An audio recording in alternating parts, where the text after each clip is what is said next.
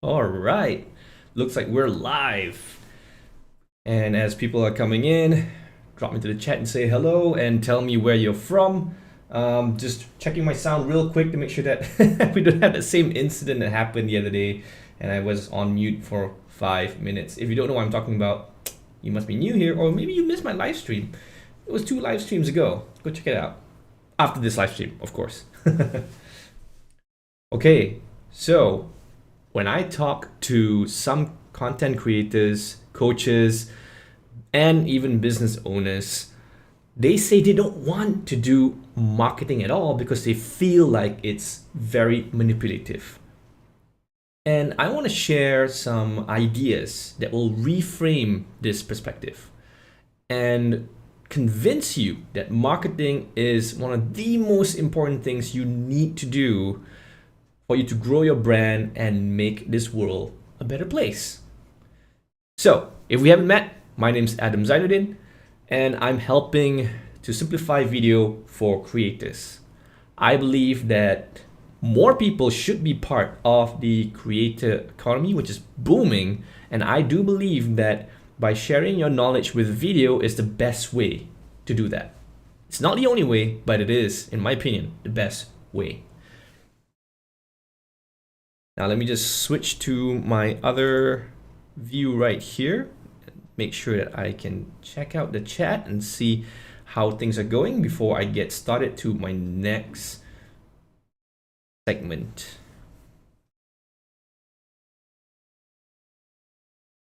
And let's see, it looks like everything's okay. Just double checking my other settings here and making sure that I'm able to see all of you if you're in the chat or if you're in the comments. And making sure that once again, all the sound systems are good. Okay, cool. Chat are coming in. Hello there. There's a bit of a delay, by the way, between the time I receive and be able to read some of your comments and chats. So I do this. That's just how the internet works, by the way. Live streaming is to be a bit slower. Now, as people are trickling in, let's get started. So why do people think marketing is bad? Let's just start from there. The perception is that marketing is extremely manipulative. Another word would be marketing is salesy. All you want to do is sell. And honestly, I don't blame anyone for thinking this way. So let's start with a few examples why this is such a painful thing for a lot of people. Imagine if you are walking, let's say, to your shop, you're in a mall, and then you pass by a few shops, and then there's a booth where someone's doing some sort of promotion. A brand is doing a promotion, and then sometimes they'll have people there stationed with flyers in their hands, brochures, and maybe even some iPad. Nowadays, they want to just register you for something. And then you're just walking along, minding your own business. You probably have a few things to do in your head, maybe even meet up with people for lunch. You might even be late, and you're in a bit of a hurry. And then as you walk past these booths, someone comes up to you and say, "Excuse me, sir, excuse me. Wait. Like literally, they try to grab your attention, like waving their hands around, and they say, hey, would you be interested in this property?" They probably show a brochure. Or maybe if it's another scenario, they'll say, "Hey, would you like this credit card? Have you got credit card yet? Excuse me, can you tell me whether or not you have this credit card from this bank?" So tell me, how does that make you feel when you have this kind of encounter? Or let's say there's another scenario where, you get other types of people, just as they, maybe it's not even in a booth, but in the shop, as you walk past the shop, there's again sales promoter saying, "Hello, come here, have a look at this thing," right? That's maybe a little bit mild, but my point is that as you are going through your daily life, suddenly you're disrupted by someone. And I'm going to guess that your probably annoyed or frustrated, or maybe just genuinely not interested in whatever it is that they have to say. So what mostly happens is that you will block out this so-called sales pitch that they're trying to give you, this sort of conversation starter that they want to start with you. And especially if you're late and you're in a hurry, first of all, you're going to feel bad in one way, which is, hey, I'm really need to rush, so I can't deal with this right now. Number two, you're like, I don't even know you. I don't know what brand this is. I don't even recognize anything. I'm not interested in this category of things that you're trying to pitch to me. Why are you in my face? Right? You might be also come in a different form. Maybe it's not an actual person at a sales booth, but just take a look at your email inbox. Maybe you have specific folders for promotions. Yeah. Take a load of that. When's the last time you go through that? Let me browse some promotions. Ooh, what are all these offers on sale, right? It's not something that we do like willingly. Why is that?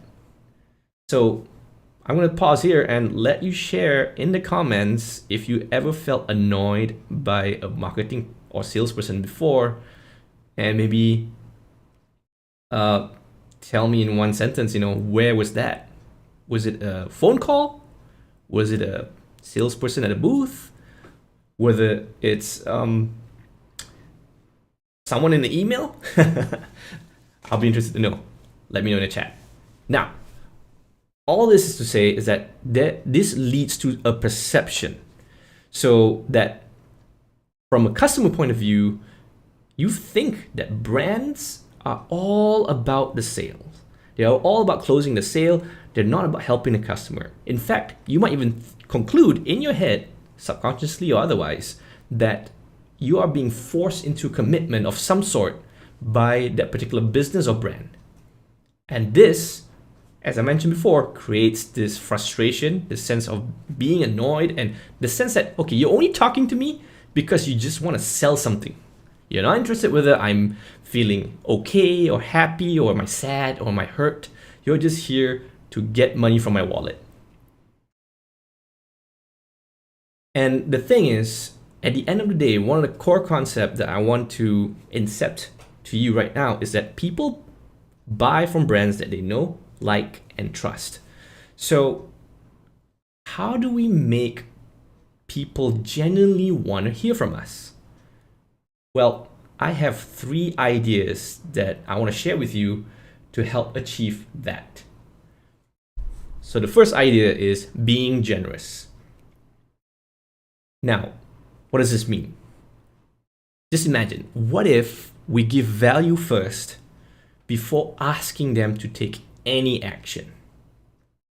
So imagine, I like to tell this example in the form of a story where, well, maybe it's not a very specific story, but it's just an example of a very typical scenario.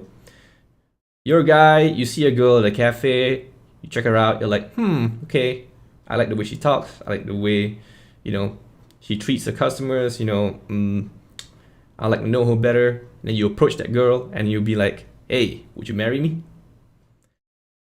And to add more context, this is the first time you've seen this person, right? If you're a girl right now, in most cultures, maybe not all, this will be a red flag to the girl because it's the first time they've met. And the girl might be thinking like, hey, we're strangers here. I maybe seen you once or twice getting coffee here in this cafe where I work, but that's a bit weird, and that's a pretty strong commitment that you're asking me to. You're jumping straight to a lifelong commitment, and there's even some legal and religious consequences to it as well, right? And so you're forcing me to take a very big action and a very big commitment, even though we haven't established any sort of relationship. So this kind of like jumps the gun. And then what if before that you start off with just having a conversation? Naturally, that's what most people do in most cultures, right? And then that leads to maybe, another conversation and then another conversation. It doesn't always jump straight to the next phase, which is, going on a date. So this is the step-by-step process that kind of like diffuses the awkward, I don't know you, you don't know me, the whole stranger situation. And then this builds a certain level of trust. And so if you notice, this example reflects certain parts of our story in the beginning, which is, some people just coming in, complete stranger, and just asking you about credit card deals, asking you about, hey, would you like to buy this property? It was a huge investment as well. And you have no idea how to react. And some people react politely, some people just outright reject out of frustration. So this is why a lot of times I see it everywhere where a lot of brands push really hard without first giving value and being generous to that potential customer. So this is just one aspect of the other two that I want to talk about today, but it starts with this concept called reciprocity. Thank goodness I did not butcher that word. Basically, reciprocity is a social norm of responding to a positive action with another positive action. In other words, we're rewarding people who are giving us kind things. They behave in a kind way, and we feel like we owe them some kindness in return. So in other words, what if when you are trying to do marketing, you give first and then you ask later? In fact, I think Gary Vee and a bunch of other entrepreneurs say give, then only ask, right? So you start by being generous first before heading straight on for asking for commitment and closing the sale. Now, if you start as strangers, but if you keep giving value for free, people will start to respond in the comments if you're doing content, for example. And as things go along, if things go along well and you do your job well as well, they are more willing to entertain whatever it is that you're asking. They may not 100% do it, but they are at least listening and considering. So here's some examples from what you typically will see with other brands and businesses using this generosity model, right? You can look at software as a service. You can look at maybe even gym memberships and how they are giving free trials. So before you take on this new software and you play monthly, you can actually try it out first. There's a certain trial period, right? And then once that trial period ends, that's when they're going to remind you, hey, if you like what you have experienced, check it out. This is our offer. You're going to have a great time. In fact, you can have even more things unlocked. Another example is, free samples. You go to an ice cream shop, you get free samples of the ice cream. You walk past certain beauty products are considered, another example of free samples. They give you try this lipstick, try this makeup, right? Before you commit to a purchase. And then in the case of people who are creating content, quite obvious here, it's to just give a lot of, in my case, educational content for free and keep that conversation going. Or if you're a complete stranger, let's start a conversation. So in other words, you can use content marketing, and this way you can provide free value, free advice, free tips as a means to reach people and also help them first without asking for anything. So while you process that, let me grab something real quick.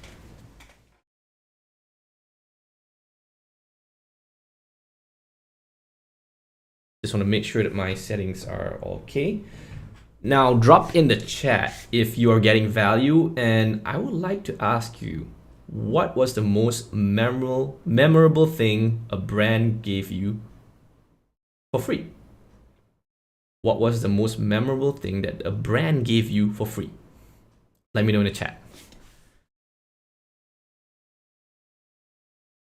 Speaking of which, let me just have a look and see how we're doing here.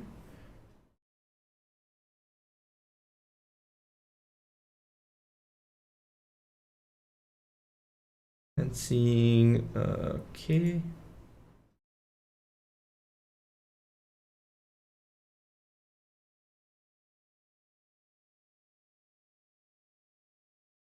Okay. Free expensive perfume spray before exiting the shop. Cool, that's a nice example. Yeah. And the keyword is really interesting here. Expensive perfume. Not the cheap stuff. Maybe even like the premium, top of the shelf bestseller, you know? Like, hey, this is our bestseller, check it out. Cool. And it's not even just a bottle, it's just a few spritz of the amazing perfume. Wow. So that potentially might even lead to a sale. And what's interesting is that it may not be an immediate sale. It could be that, this perfume is on my mind. You know, you feel like as you walk around that, you feel like $1 million. You feel like, oh, wow. I feel I've just experienced this amazing thing. I've transformed, at least for this moment, at least until this perfume is on me. And this is such a great feeling. And maybe in future videos, I can explain more about how emotions drive a lot of what we do and in terms of purchasing behavior. But I don't think we have time for that today. Thank you for all the chat and comments. And let's move on to the next idea. Idea number 2 to do non-manipulative marketing is being helpful. So I might have given you a sneak peek already, but I do believe that knowledge is one of the most powerful and most meaningful gifts anyone can give away for free. Think about it this way. Imagine someone being there to provide a solution to a problem and how that amplifies your affinity or your affection to that person. Let's say you have a car problem and you just don't know how to deal with it.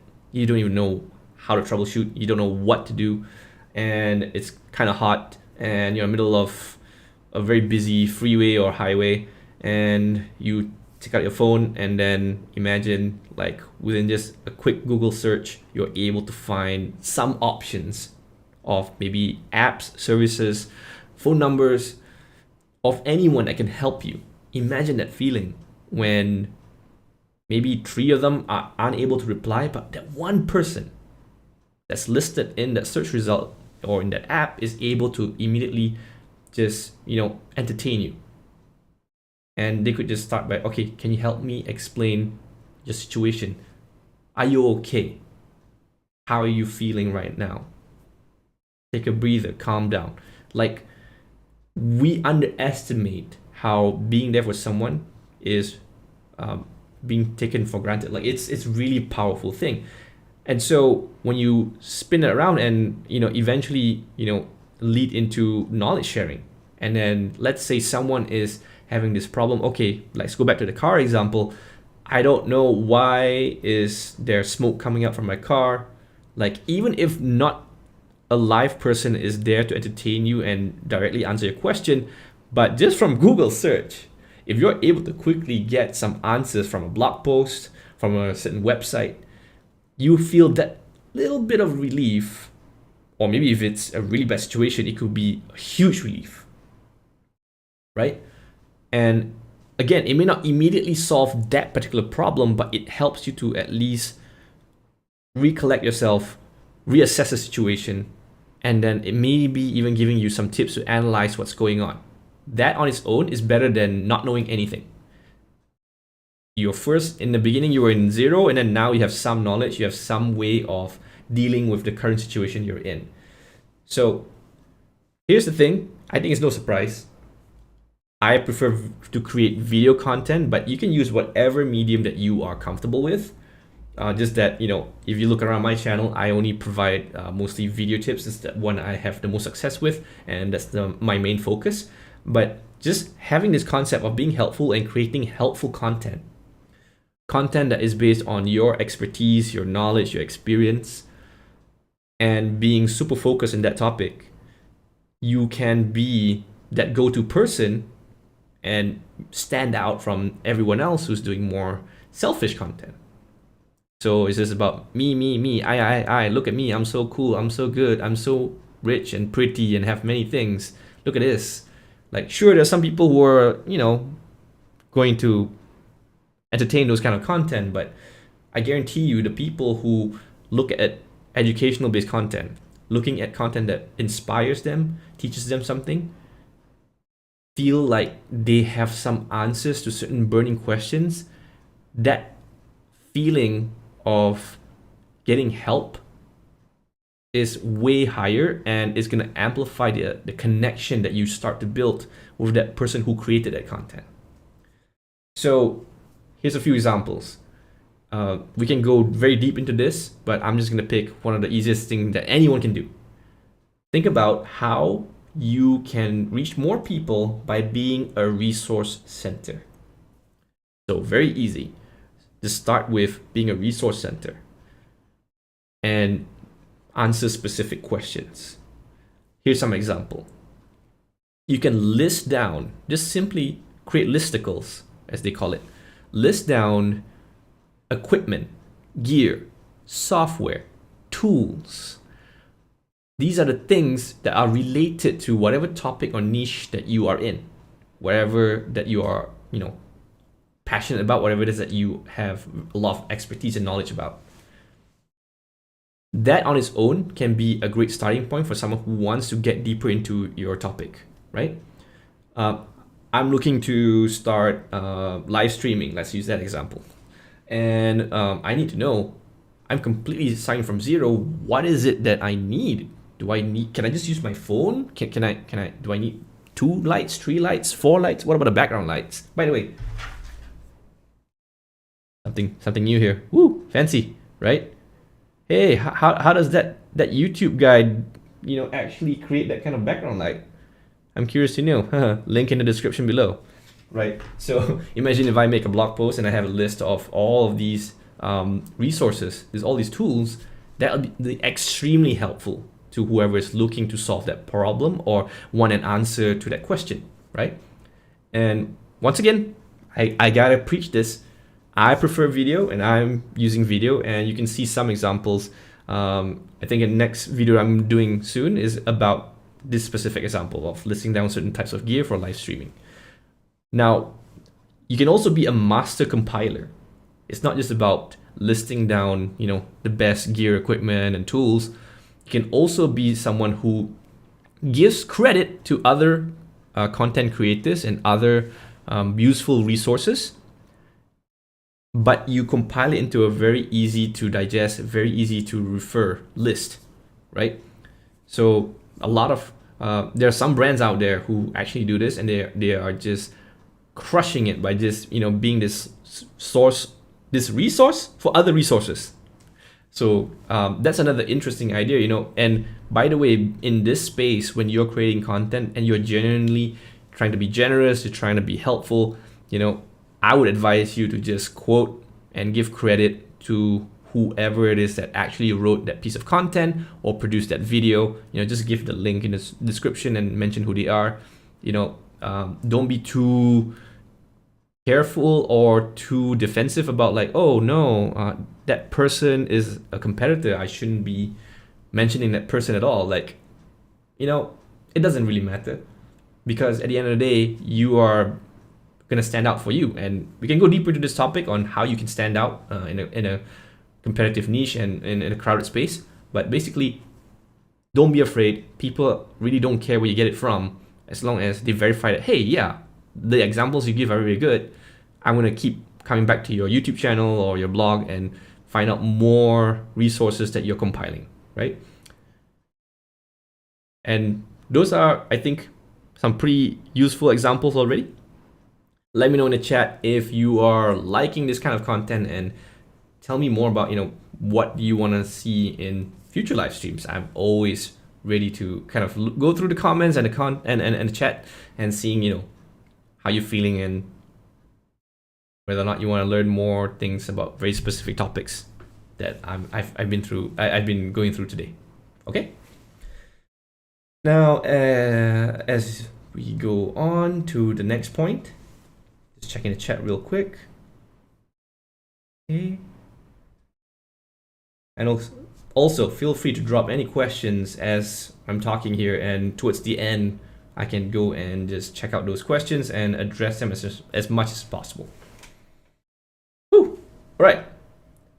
So those were two main ideas to do non-manipulative marketing. Now, the third idea to create non-manipulative marketing is actually to combine these two ideas with this idea of being specific. So what do I mean? When you speak to everyone, you speak to no one. That's a quote from Seth Godin. He wrote a book called Permission Marketing, which is another interesting movement on its own. So it's one of those things that actually contribute to all these things that I'm sharing with you right now. So basically, if you are clear about who you are serving, and if you're very committed to it, you'll be able to filter out the people who genuinely want to hear from you. So you shouldn't be wasting your time with other people who do not believe the same things as you, who are not interested in anything you have to offer. Let me have a quick drink. Oh man.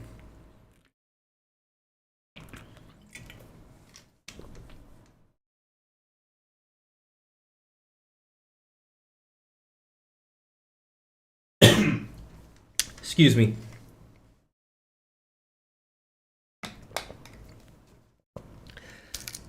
So this kind of things happen when I do recording. You get excited, but you get to see it live. Now, get back to where we were. Okay, so by being clear about who you are serving, it will help you to filter out the people who genuinely want to hear from you from those who don't want to hear from you. And you don't have to waste time trying to get everybody's attention. Like some people will say, I want 1 million followers, I want 1 million subscribers, I want 1 million views. And I'll be asking, like, why do you need 1 million? That's really, like, you know, a huge number for you to achieve, especially if you're a beginner. Like a lot of people say, like, okay, let's go aim for the stars. But at the end of the day, do you really need that many people, and can you serve that many people, especially when you're starting out? So hear me out here. Imagine having 1 million subscribers or maybe 1 million views overnight. Like you just started out your YouTube channel or whatever content platform you're on, and then boom, after your first upload, oh my God, so many people are attracted to this thing. So many that you can't keep up with the comments. You can't keep up with, maybe even if it's a live stream, and so many people, you know, just saying things in the chat. And then if you're actually turning this into a business, then do you actually have the resources to serve these many people in the first place, right? Let's say you are doing some sort of coaching. If you're just starting out and this is one of you, you're still a solopreneur. How are you going to serve 1 million people at once? Now, there's a disclaimer here, you know, just because there's 1 million people watching doesn't mean there's going to be 1 million people buying. Again, that's a topic for another day, but I'm just trying to illustrate a point here, right? So you're not ready for it. You don't have enough resources to respond anyway, right?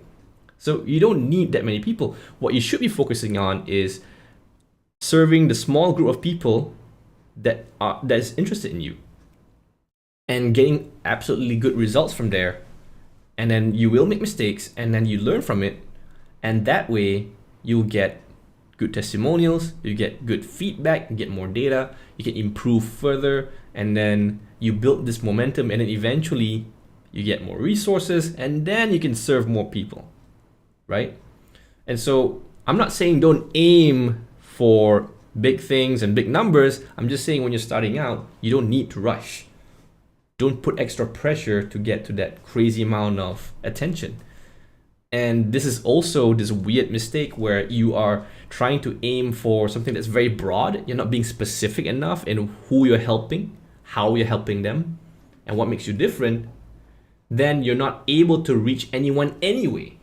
Because again, if it's not magically overnight you getting a lot of views, it's also realistically what actually happens is that you're trying to reach a broader audience, and then you are now competing with the more established brands. So actually, when you're being specific, you have a higher chance of success because the bigger brands can compete with you, and you are able to be more specific in what is it that you're teaching. You can be more specific and go deep into certain topics that the bigger ones just can't do that. And you're able to serve more specific needs for a very specific audience. So one more interesting example is also allowing people to, vice versa, opt out from listening to whatever it is that you have to say. So when you're being specific, let's say you are doing a channel about pets, and you decided to be very specific. Not only are you doing very generous, helpful content, you're trying to solve certain problems with certain pets. You narrow down your focus further and you focus just for cats. So anyone coming to your channel and commenting, hey, I have this dog and can you help me and advise me on, what should I feed him when he's feeling down or he has some fever? And you're like, I don't know, man. That's not my lane. My focus is specifically for cats. And on a broader scope, it's about nutrition. Maybe you decided to go there, and you go more specific. You go, okay, I'm gonna help give nutritional information for pets, and then you go even further because you're not talking about humans, right? Just pets. And you go even further. You say, okay, specifically for cats. Now, there are ways to get even deeper than that, and that will help you to even differentiate yourself even further from other competitors, which is a really good topic on its own. And I have done a few videos. You can check it out. It's all about doing research about other competitors out there and how you can be different. I'll probably leave some link in the description. So those people who are not there for those specific reasons I mentioned, they're not there for, first of all, are they even there for nutritional advice and information? Are they there for animals nutritional advice and information? Let's go more specific. Are they there for specifically cats, right? If they're not hitting all these check boxes, then you shouldn't bother with them, at least not yet. Maybe once your business grows and you can expand and cover more topics. And by the way, if this is also assuming you have the expertise and the knowledge to advise people on these topics. If you haven't got those knowledge yet, you don't have the experience yet, then don't go there, right? So this way, this is what I mean when it comes to letting people opt out.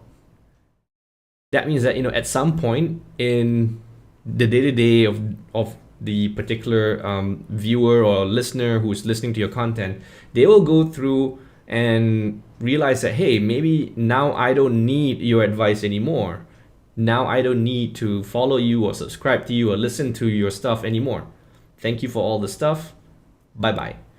You need to be able to accept that and allow people to opt out. So one example here is that if you are doing email marketing, I know I talk a lot about video and I have a lot of examples around video and a lot of experience around video, but this famous example is usually about email marketing, where if you noticed, buy right, companies who actually do proper email marketing will have the unsubscribe or opting out option, right? Somewhere at the bottom of the email, right? And the reason for that is, you don't want to waste your time and your resources trying to speak to people who are not interested in your very specific offer or your very specific services. It's just a waste of time. So it's very difficult to convince these people because you're asking them to make a big commitment at the end. So all these marketing things that you're doing by being generous, by being helpful, by creating useful content, educational content around the expertise, and you're being very specific as well. When you combine these three ideas, you now sound like someone who is really, genuinely helping, right? And you are not talking about any sales pitches. You're not trying to push any products or services to these people who are just strangers who just met you, right? You're building that relationship first.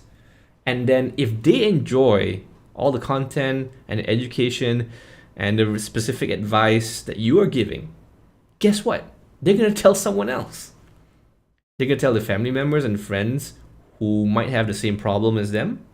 And they'll say, hey, look, this guy right here is giving very good advice when it comes to gardening. Or insert topic here, whatever your topic is, right? And then that word of mouth will then spread. And word of mouth is one of the most powerful tools to influence someone's know, like, and trust factor. So the more that you practice these three things, once again, being generous, being specific, and also being helpful, the more you increase the chance that someone builds that strong relationship with you. And then when you reach that point, when you are ready, and when they are ready as well, we can talk about transaction. We can talk about, hey, here's my services, check it out. Hey, here are some products, check it out. And that on its own, when you reach that sales part of it, it get very tricky. It's a very different challenge altogether. But that's just the thing. The marketing will then create awareness for you to eventually lead to those sales. Because at the end of the day, you need sales to keep fueling your mission, right? So I hope that was helpful and an eye-opener to you. And let's see the comment section if we have anything else here. Again, feel free to drop any questions. I'll try my best to answer them.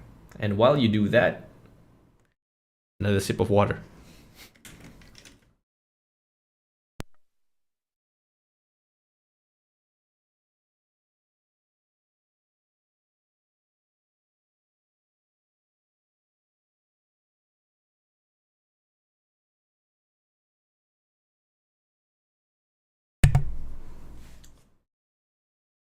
Also, if you don't know what to comment, you can just tell me just one color.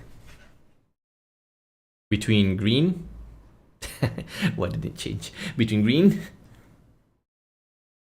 or blue? Green or blue? I have a personal preference towards blue right now because it contrasts with the orangey light I have right here. Yeah. But that's just me. Okay, so looks like we're reaching the end here. And if you've gotten value so far from these three amazing ideas I've shared with you, I have something special for you. And I am actually working on a very special training. You can call it a masterclass that will focus on the 3 secrets to reach more people using video without being salesy. So this is a very special training that I'm working on, and I would like to invite you to join this training. It's completely free, and the link to register for that is in the description below. I'll also leave it in the comment section. In fact, for the chat, those of you who are joined live, I'll also leave a link right here.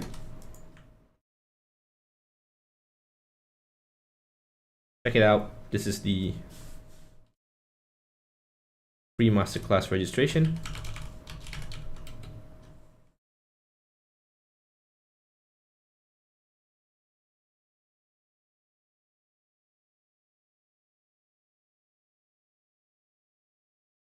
And let me find that link again.